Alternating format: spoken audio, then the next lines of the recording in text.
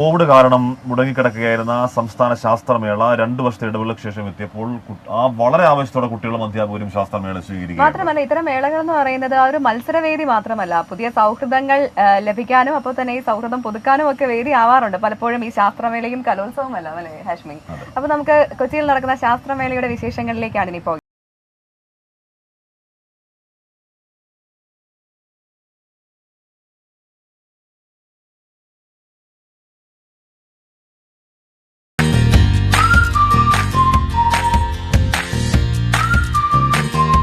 വാശിയേറിയ മത്സരത്തിനു ശേഷമുള്ള ഒഴിവു സമയങ്ങളിൽ ഇവർ ഇങ്ങനെ സൗഹൃദം പങ്കുവയ്ക്കും.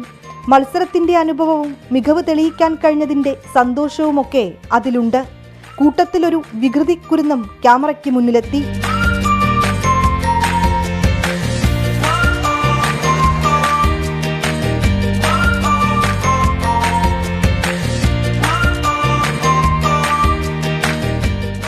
ഒന്നിച്ചിരുന്നിങ്ങനെ കഥകൾ പറഞ്ഞവർ ഭക്ഷണം കഴിക്കും. കൂട്ടുകാരന് തന്റെ കുപ്പിയിലെ വെള്ളം മുഴുവനും പകർന്നു നൽകുകയാണ് കൂട്ടത്തിലെ ഒരു മിടുക്കൻ. മേളയുടെ മറുവശത്ത് വെള്ളത്തിനായി ഊഴം കാത്തു നിൽക്കുകയാണ് മറ്റു ചില കുസൃതി കുരുന്നുകൾ.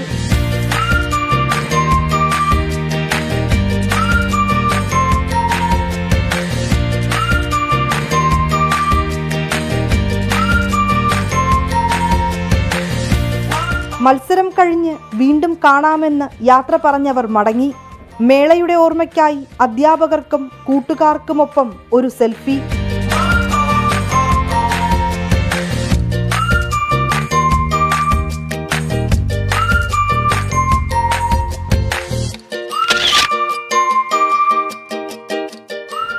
ആദ്യ ദിനം മത്സരം പൂർത്തിയാക്കിയവർ മടങ്ങുകയാണ്.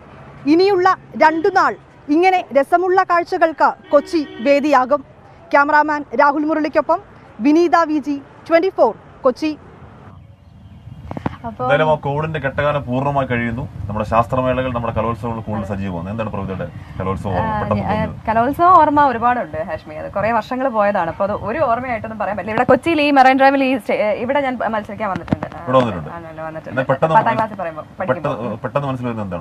പെട്ടെന്ന് അന്ന് മത്സരിച്ച ഭരതനാട്യമാണ് ഓർമ്മ വരുന്നത്. നാടകത്തിലുണ്ട് അമൽ വിമൽ കമൽ നിർമ്മൽ ഇന്ദ്രജിത്ത് അഭ്യസ്തവിദ്യരായ ചെറുപ്പക്കാർ മാറിക്കയറി ഇറങ്ങിപ്പോകും ഭരണക്കാർക്കെന്നും ഞങ്ങൾ കോമാളികൾ വെറും പരിഹാസ പാത്രങ്ങൾ. ഞങ്ങൾ നാടകം കളിച്ചു. കോമാളി നൂറിനാട് സുഖസാറിന് നാടകം വരുന്നത്. നാടകം കളിച്ചൊക്കെ ഓർമ്മ അല്ലേ? അത് കലോത്സവമാണ്. പക്ഷെ നമ്മളിപ്പോ കൊടുത്ത റിപ്പോർട്ട് ശാസ്ത്രമേളയാണ്. ശാസ്ത്രമേളയ്ക്ക് പോയ ഓർമ്മയുണ്ട്. അത് എപ്പോഴും ആണ്. ശാസ്ത്രമേളയ്ക്ക് പോയിട്ടില്ല. ശാസ്ത്രമേള പോയിട്ടുണ്ട്. എന്തായാലും ശാസ്ത്രമേള, കലോത്സവങ്ങൾ കൂടുതൽ വേദികൾ സജീവമാകട്ടെ. കുട്ടികൾ അങ്ങോട്ട് അവരുടെ കഴിവുകൾ പൂർണ്ണമായ അർത്ഥത്തിൽ അങ്ങോട്ട് വിനിയോഗിക്കാൻ അവർ കഴിയും.